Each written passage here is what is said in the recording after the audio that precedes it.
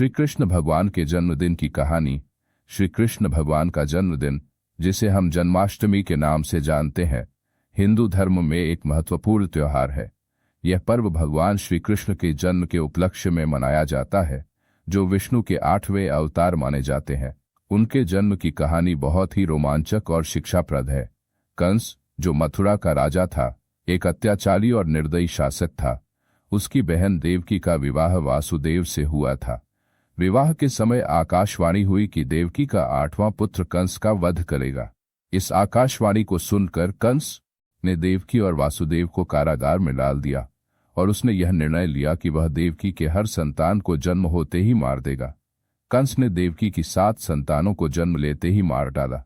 लेकिन जब देवकी ने 8वीं संतान को जन्म दिया तो एक अद्भुत चमत्कार हुआ।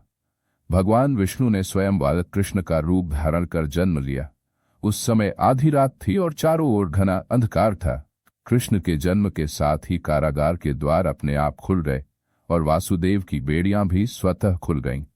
वासुदेव ने भगवान की आज्ञा का पालन करते बालक कृष्ण को एक टोकरी में रखा और उन्हें गोकुल ले जाने के लिए यमुना नदी पार करने लगे।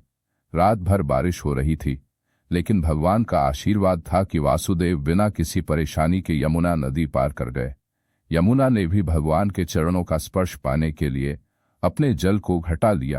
गोकुल में वासुदेव ने कृष्ण को अपने मित्र नंद बाबा और यशोदा माता के पास छोड़ दिया और उनकी नवजात पुत्री योगमाया को लेकर वापस कारागार आ गए।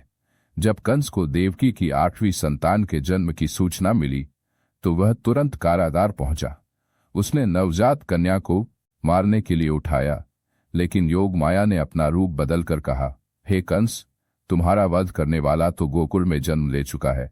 इस प्रकार भगवान श्री कृष्ण का जन्म गोकुल में हुआ और वे वहीं पले बढ़े। यशोदा और नंद बाबा ने उन्हें अपने पुत्र के रूप में पाला।